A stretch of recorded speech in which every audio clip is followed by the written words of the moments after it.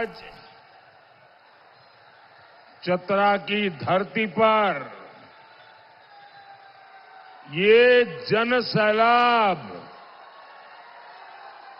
और जितने अंदर है उससे 4 गुना बाहर है।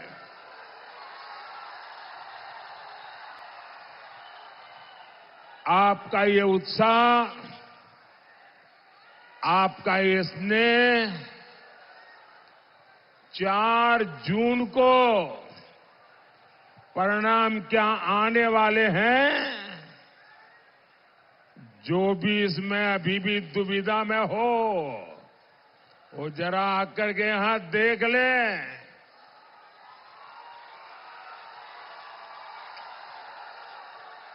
4 जून के नतीजे क्या होंगे ये चतरा की धरती पर से आपको दिखाई देगा।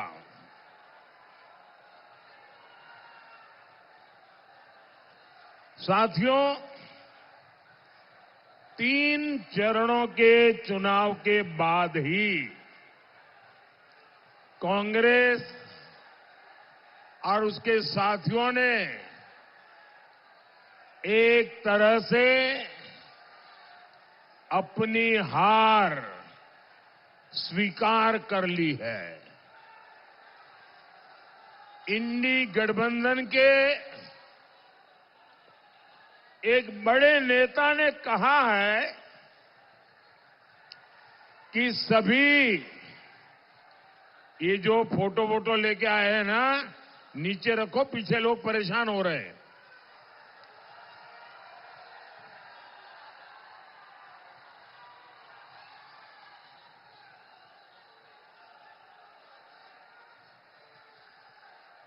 इंडी अलायंस के एक बहुत बड़े नेता ने एक बहुत महत्वपूर्ण बयान दिया है और इसको 3 दिन हो गए और जो लोग राजनीतिक परिस्थितियों के जानकार हैं उनकी नजर उस तरफ गई लगती नहीं है। मेरे हिसाब से उनका ये बयान बहुत ही सोचा समझा बयान है और बहुत ही निराशा में से पैदा हुआ बयान है।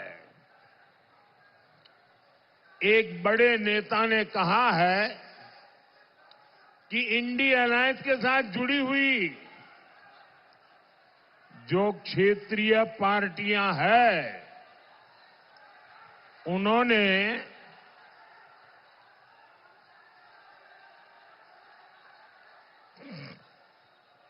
ये 5-10 लोग हैं, उनको दिखता नहीं है इसलिए सबको परेशान करेंगे क्या?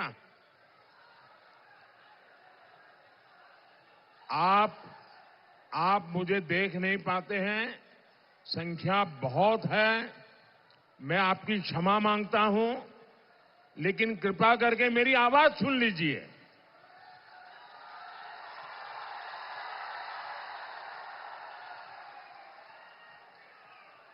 और मेरे चेहरे को क्यों, मैं तो दिल की बात करने आया हूं आपसे। साथियों,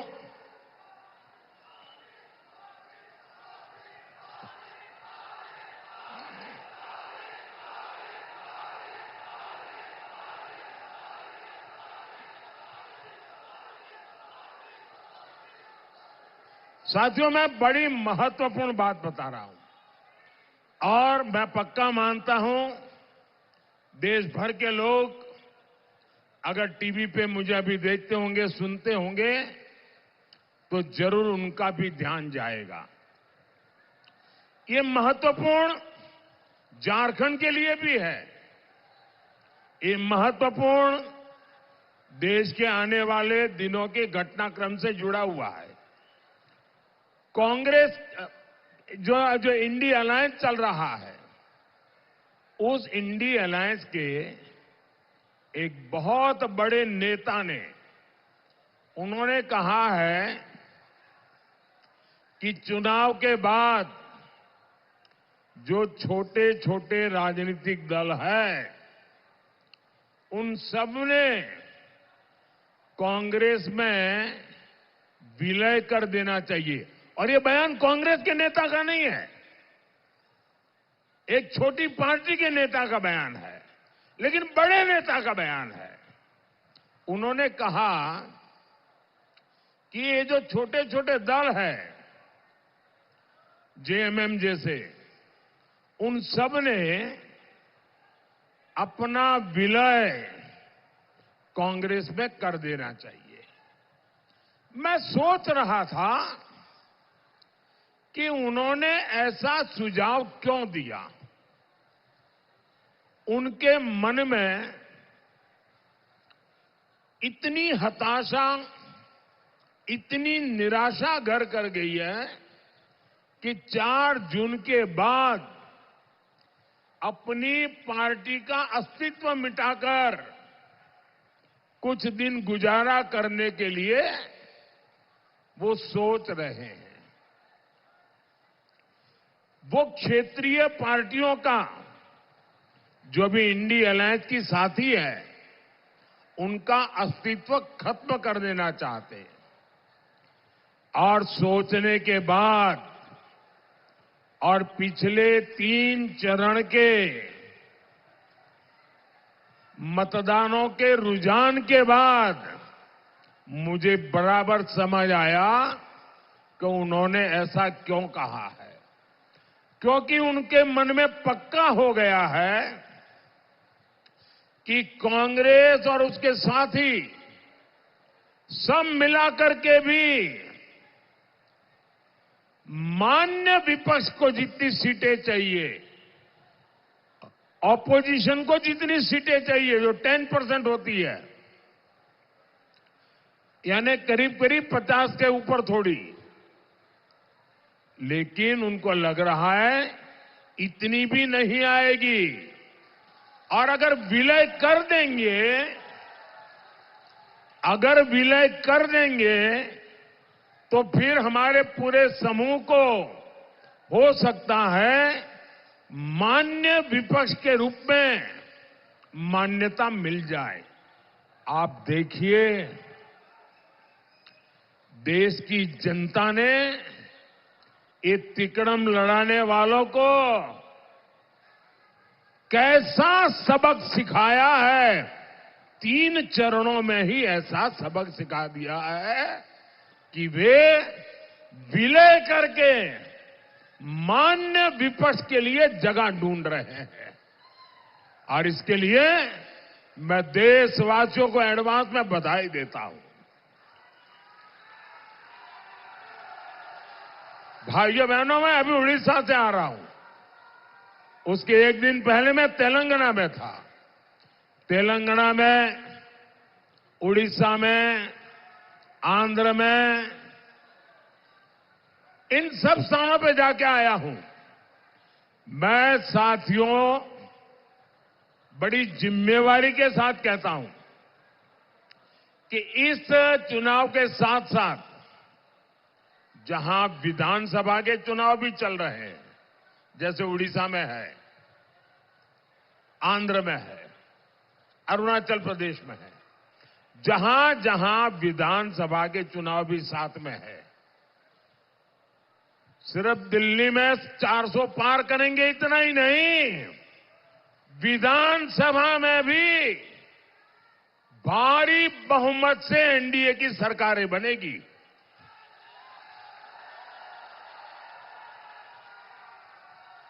और ये शहजादे को, उनकी पार्टी को, उनकी उम्र से भी कम सीटें मिलने वाली हैं।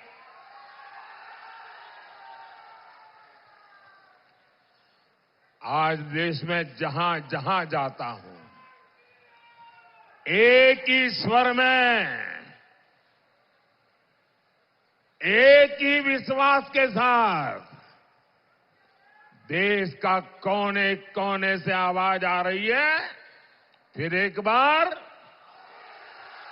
फिर एक बार, फिर एक बार साथियों, 2024 का लोकसभा चुनाव ये सिर्फ सरकार बनाने का चुनाव नहीं है। ये चुनाव देश बनाने का चुनाव है। ये चुनाव चोर लुटेरों से देश को बचाने का चुनाव है। ये चुनाव आपके बच्चों का भविष्य सुनिश्चित करने के लिए चुनाव है।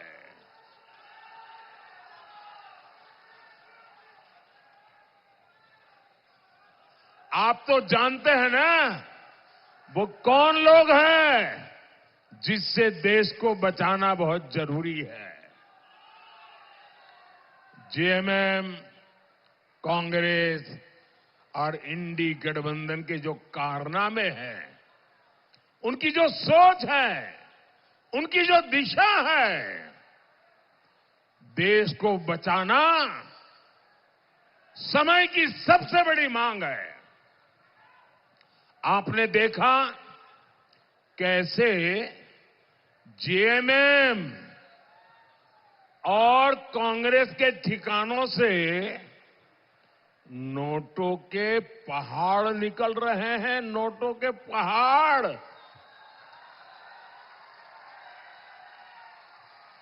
यहां मंत्री का पीए का भी नौकर,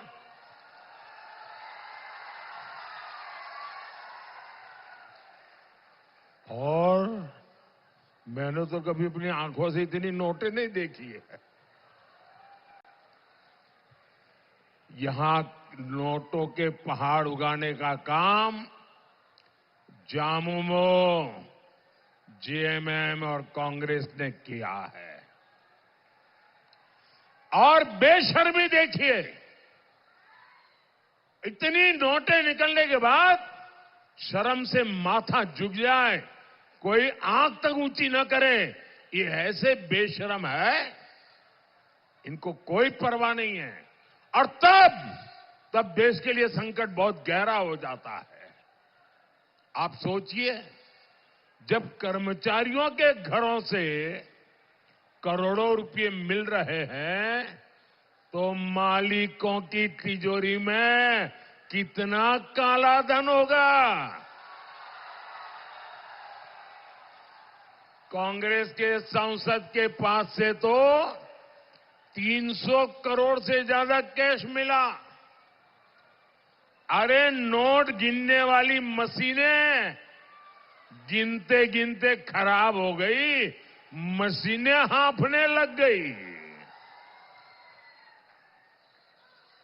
गिनते थे लेकिन नोट खत्म नहीं होती थी। जरा मेरे भाई बहन बताइए, ये पैसा किसका है? ये पैसा किसका है? ये पैसा किसका है? ये पैसा किसका है? आपके घर में से अगर कोई 5,000 रुपए भी चोरी कर जाए तो आप चोर को सजा मिले चाहते हो कि नहीं चाहते हो? चोर पकड़ा जाए चाहते हो कि नहीं चाहते हो? चोर जेल जाए चाहते हो कि नहीं चाहते हो? तो देश के लूटने वाले जेल जाने चाहिए कि नहीं जाने चाहिए? देश को लूटने वाले जेल में रहने चाहिए कि नहीं रहने चाहिए? ये पैसा आपका पैसा है। ये पैसा झारखंड के लोगों का पैसा है। और ये पैसा आपसे लूटने वालों के खिलाफ मैं पूछना चाहता हूं, कड़ी से कड़ी कार्रवाई होनी चाहिए कि नहीं चाहिए? कौन कर सकता है कार्रवाई? ये कड़ी कार्रवाई कौन कर सकता है? कौन कर सकता है भाई? जिसके ऊपर कोई दाग नहीं लगा है ना, वो आपका बेटा मोदी कर सकता है जी।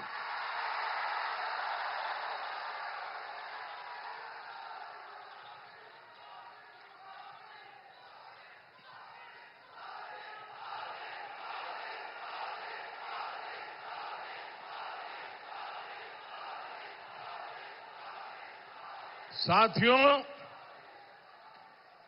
जेएमएम का और कांग्रेस का एक ही एजेंडा है, न काम करेंगे न करने देंगे, और बिना दाम काम का नाम नहीं। ये इनका खेल है। ये खुद तो भ्रष्टाचार के अलावा कुछ करते नहीं है। मोदी जो काम करता है उसे भी रोकने में लगे रहते हैं। मोदी देश में 80 करोड़ लोगों को मुफ्त राशन दे रहा है।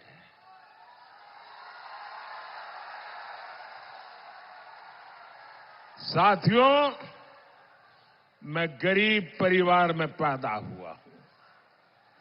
मैंने गरीबी देखी है। भूख क्या होती है वो मैं अनुभव करके निकला हूं, और इसलिए मैं नहीं चाहता हूं कि मेरे देश का कोई बच्चा भूखा सो जाए। इसलिए मैं चाहता हूं कि मेरे देश के गरीब के घर का चूल्हा जलता रहना चाहिए, और इसलिए केंद्र सरकार 80 करोड़ लोगों को मुफ्त राशन का पूरा खर्च उठाती है। लेकिन झारखंड में इन लोगों ने राशन बांटने की व्यवस्था तबाह करके रख दी है। ये चाहते हैं मोदी का भेजा राशन आपको मिले ही नहीं। जब गरीब मोदी को आशीर्वाद देता है तो इंडी गठबंधन वालों को गरीबों पर चिढ़ आ जाती है। साथियों, मोदी ने हर घर जल पहुंचाने के लिए जल जीवन मिशन शुरू किया है। झारखंड सरकार उसमें भी भ्रष्टाचार कर रही है। आप कल्पना कर सकते हैं, पाइप डाल दिए लेकिन पानी की सप्लाई की व्यवस्था जानबूझ करके नहीं की गई। साथियों, हमारी सरकार झारखंड के युवाओं के लिए नए अवसर बनाने के लिए दिन रात काम कर रही है। हम आदिवासी इलाकों में एकलव्य स्कूल खोल रहे हैं। यहां सिमरिया में हमने केंद्रीय विश्वविद्यालय भी खोला है। हमारी कोशिश है इस क्षेत्र में अच्छी सड़कें बने, उद्योग बढ़े। हजारीबाग से रांची हाईवे, हजारीबाग से कोडरमा हाईवे और माझी जैना मोड़ एक्सप्रेस वे, ऐसी आधुनिक सड़कों का नेटवर्क हमारी सरकार बना रही है। टोरी शिवपुर रेलवे लाइन माल ढुलाई के लिए शुरू की गई है। यहां जो एनटीपीसी का प्लांट शुरू हुआ है उसकी नींव भी अटल जी की सरकार ने रखी थी। इस प्लांट का लोकार्पण भी हमारी सरकार ने किया। लेकिन साथियों, भ्रष्टाचार में आकंठ डूबी इंडी गठबंधन की सरकार यहां विकास के कार्यों में भी रोड़ा अटका रही है। मैं इन लोगों से पूछना चाहता हूं, झारखंड का विकास हो जाएगा तो तुम लोगों का क्या नुकसान होगा? क्यों यहां के नौजवानों के लिए रोजगार के मौके बंद कर रहे हो? साथियों, इंडी गठबंधन को आपकी रोजी रोटी की कोई चिंता नहीं है। वे सिर्फ और सिर्फ लूट पर चलाने के लिए सत्ता के गलियारों में जीना चाहते हैं। वो अपना स्वार्थ देखते हैं। आप जानते हैं कांग्रेस, जेएमएम झारखंड का विकास क्यों रोकना चाहते हैं? इन्हें डर है, अगर दलित, पिछड़ा, आदिवासी, अगर उनके बच्चे आगे बढ़ जाएंगे तो उनकी दुकान का क्या होगा?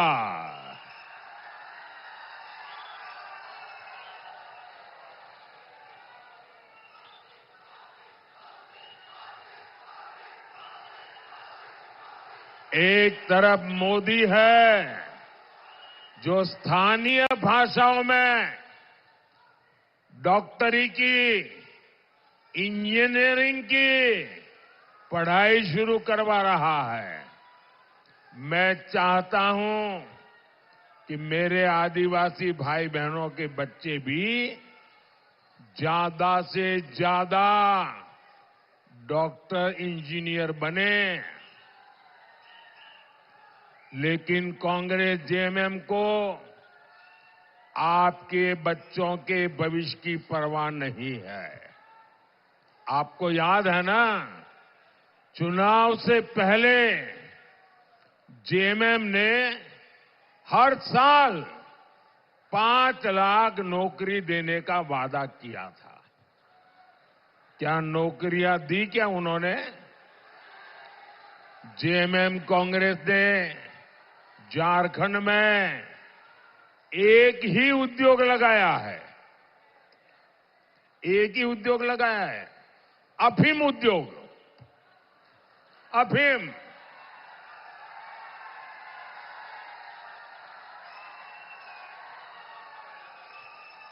ये अफीम किसका भला करेगा भाई? ये आपकी आने वाली पीढ़ियों को बर्बाद करेगा कि नहीं करेगा? ये काला कारोबार सरकार के संरक्षण में चल रहा है। ये आपके बच्चों को नशे के दलदल में फेंकना चाहते हैं। साथियों, कांग्रेस और उसके साथियों को आपकी भावनाओं की जरा भी परवाह नहीं है। 500 साल के इंतजार के बाद, 500 साल के इंतजार के बाद अयोध्या में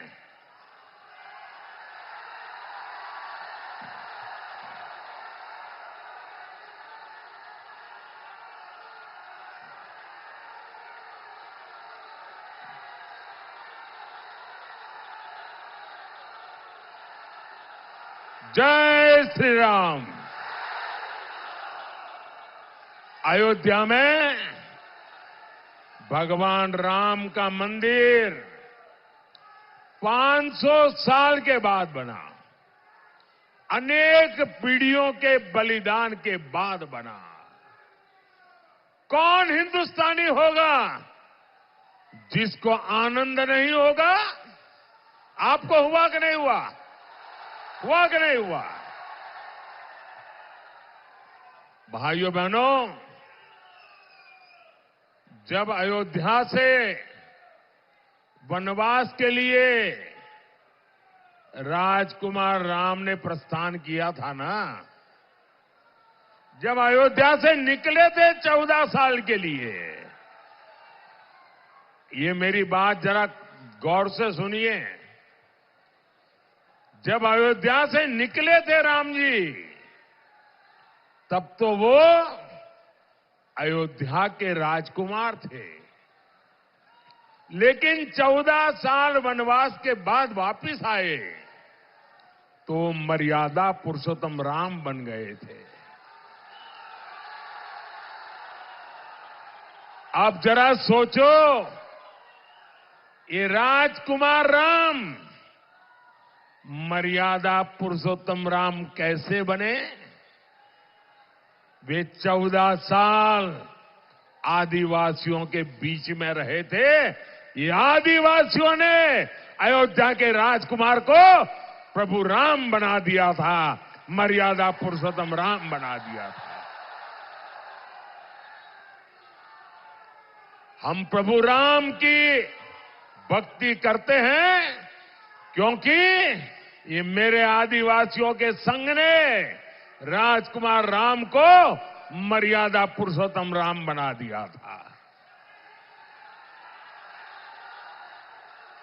और इसलिए हम राम की तो पूजा करते हैं, लेकिन राम को प्रभु राम बनाने वाले आदिवासियों की भी पूजा करते हैं। लेकिन साथियों, कांग्रेस जामुमो और उसके सहयोगियों को आदिवासियों का हित, उनका गौरव बर्दाश्त नहीं होता। भारतीय जनता पार्टी ने एक आदिवासी बेटी को देश की राष्ट्रपति बनाया। द्रौपदी मुर्मू जी आपके यहां गवर्नर रह चुकी है, आप उनको भलीभांति जानते हैं। वो आज देश की सर्वश्रेष्ठ पद पर है, देश की तीनों सेनाओं को वो कमांड करती है। मुझे बताइए भाइयों, एक आदिवासी बेटी को राष्ट्रपति किसने बनाया? किसने बनाया? किसने बनाया? किसने बनाया? किसने बनाया? मोदी ने नहीं बनाया, आपके एक वोट ने बनाया है। ये आपके वोट की ताकत है कि आपने मोदी को सेवा करने का मौका दिया, और ये आपके वोट की ताकत है कि द्रौपदी मुर्मू जी आज देश की राष्ट्रपति है। आप कहिए भैया, द्रौपदी मुर्मू जी का राष्ट्रपति बनना हम सबके लिए गर्व का विषय है कि नहीं है? आपको गर्व होता है कि नहीं होता है? अभिमान होता है कि नहीं होता है? लेकिन कांग्रेस और उसके साथी पहले दिन से आदिवासी बेटी द्रौपदी मुर्मू राष्ट्रपति बन गई, ये पचा नहीं पा रहे हैं, डगर डगर पर उनका अपमान करते हैं। जो ताजा घटना घटी है, ये घटना बहुत गंभीर है भाइयों, और इसलिए मुझे देशवासियों के सामने मेरी पीड़ा व्यक्त करना जरूरी है। भैया वो तस्वीर नीचे रख दो, आप नीचे बैठिए। तस्वीर नीचे रखो, आप भी नीचे बैठो, नीचे बैठिए आप। धन्यवाद। देशवासियों के सामने मैं मेरी पीड़ा व्यक्त करना चाहता हूं। हमें राष्ट्रपति का पद इतना महत्वपूर्ण होता है, गलती से भी उसको अपमानित नहीं करना चाहिए। लेकिन कांग्रेस पार्टी, जिसकी सोच 18वीं शताब्दी की सोच है, 18वीं शताब्दी की सोच है, पापी मन है। क्या हुआ मैं बताता हूं। अभी हमारी राष्ट्रपति जी अयोध्या प्रभु राम लला के दर्शन करने, वहां पूजा अर्चन करने गई थी, और पूजा अर्चन करके आई। ये कांग्रेस वालों की 18वीं शताब्दी की मानसिकता, विकृत मानसिकता, पापी मन ये कह रहा है। घोषणा की उन्होंने प्रेस कॉन्फ्रेंस करके मुंबई में ये कहा कि ये राम मंदिर का अब हम शुद्धिकरण करेंगे, राम मंदिर को गंगा जल से धोएंगे। क्या एक आदिवासी प्रभु रामलला के दर्शन करे और इसलिए आपको मंदिर धोना पड़े? ये कौन सी मानसिकता है आपकी? ये राष्ट्रपति का अपमान है कि नहीं है? राष्ट्रपति का अपमान है कि नहीं है? नारी का अपमान है कि नहीं है? हिंदुस्तान का अपमान है कि नहीं है? प्रभु राम का अपमान है कि नहीं है? राष्ट्रपति का अपमान है कि नहीं है? ऐसे लोगों को माफ कर सकते हैं क्या? कभी भी माफ कर सकते हैं क्या? हिंदुस्तान ऐसे लोगों को माफ कर सकता है क्या? भाइयों बहनों, ये कांग्रेस वाले लोग हैं, उन्हें सिर्फ आपसे वोट चाहिए, उनको आपके प्रति प्रेम नहीं है, वो आपको मनुष्य मानने को तैयार नहीं है। भाइयों, इतना बड़ा पाप उन्होंने किया और इसलिए पीड़ा मैं देशवासियों के सामने रख रहा हूं। मुझे बताइए, ये लोग आपसे एक वोट पाने के हकदार है क्या? साथियों, कांग्रेस के शहजादे इन दिनों एक नया फॉर्मूला लेकर आए हैं। आपने सुना होगा, वो कह रहे हैं कि कांग्रेस आएगी तो आपकी संपत्ति की जांच करवाएगी, एक्सरे करेंगे, एक्सरे,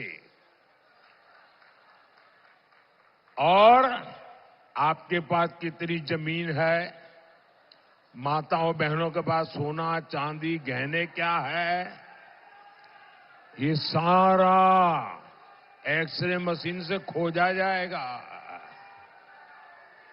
आपकी संपत्ति भी, आपकी मेहनत की कमाई की संपत्ति भी आप अपने संतानों को नहीं दे पाएंगे। वो ऐसा कानून लाने वाले हैं, अगर आपके पास 10 एकड़ भूमि है तो आपके संतानों को 5 एकड़ ही दे पाएंगे। 5 एकड़ ये शहजादे की सरकार लूट लेगी। आपके पास गांव में एक घर है और शहर में छोटा सा घर लिया, 2 घर है तो एक गया। क्या आपकी मेहनत की कमाई आप किसी को लूटने देंगे क्या? किसी को लेने देंगे क्या? ये आपकी मेहनत की कमाई पर आपका हक है कि नहीं है? आपके बच्चों का हक है कि नहीं है? ये लूटना चाहते हैं और मोदी दीवार बन के खड़ा है।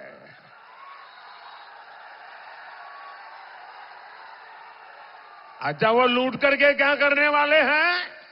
वो लूट करके उनकी वोट बैंक, आपको मालूम है उनकी वोट बैंक कौन है?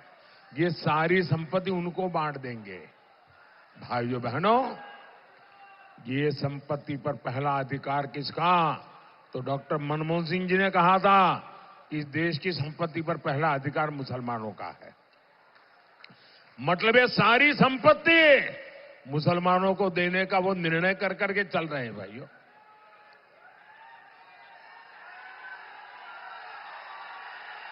साथियों, ये कांग्रेस का पंजा हमारे दलितों, हमारे पिछड़ों, हमारे आदिवासियों का आरक्षण भी छीनना चाहता है। ये पूरे देश में इस काम में जुटे हुए हैं कि एससी, एसटी, ओबीसी का आरक्षण छीनो और अपने वोट बैंक को दे दो। इन्होंने आंध्र प्रदेश में यही किया, रातों रात सभी मुसलमानों को ओबीसी बना दिया और कर्नाटका में जो ओबीसी थे उनका हिस्सा लूट लिया। भाइयों बहनों, बाबा साहब आम्बेडकर ने धर्म के आधार पर आरक्षण का विरोध किया था। धर्म के आधार पर आरक्षण को कोई सहमत नहीं था। सुप्रीम कोर्ट ने भी मना किया है। ये धर्म के नाम पर आरक्षण कर करके इस देश के एससी, एसटी, ओबीसी को मिला हुआ हक लूटना चाहते हैं। और इसलिए भाइयों बहनों, हम सबको बहुत चौकन्ना रहने की जरूरत है।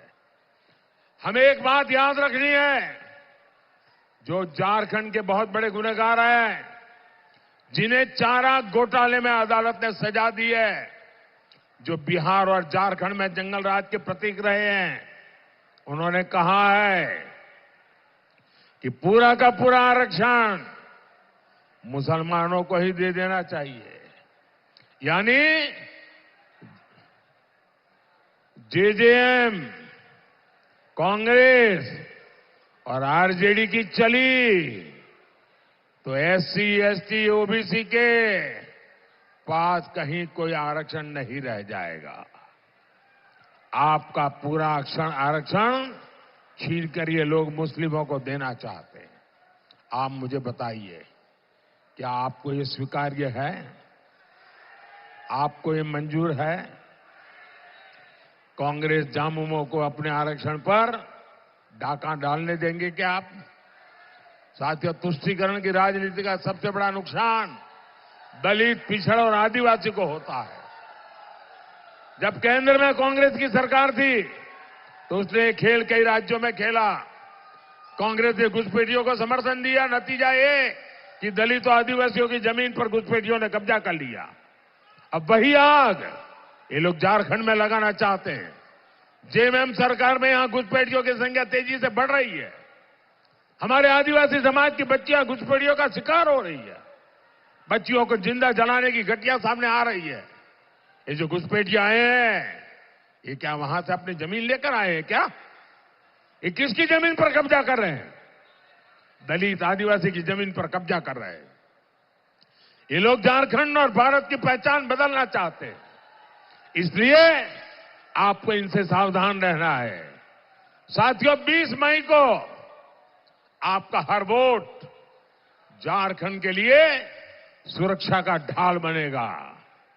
आपका वोट देश विरोधी ताकतों को रोकने के लिए मोदी को ताकत देगा। मेरा अनुरोध है, चतरा से श्री कालीचरण सिंह जी आगे आइए,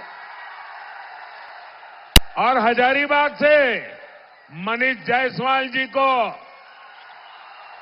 कमल के निशान पर बटन दबा करके इन्हें विजयी बनाइए। और आप जब कमल के निशान पर बटन दबाएंगे ना, तो आपका वोट सीधा सीधा मोदी को जाएगा। साथियों, आने वाले दिनों में ज्यादा से ज्यादा परिवारों में जाइए, जाकर के कहिएगा मोदी जी चतरा आए थे और आप सब परिवार वालों को प्रणाम कहा है। मेरा प्रणाम पहुंचाएगा। बोलिए भारत माता की, भारत माता की, भारत माता की। बहुत बहुत धन्यवाद।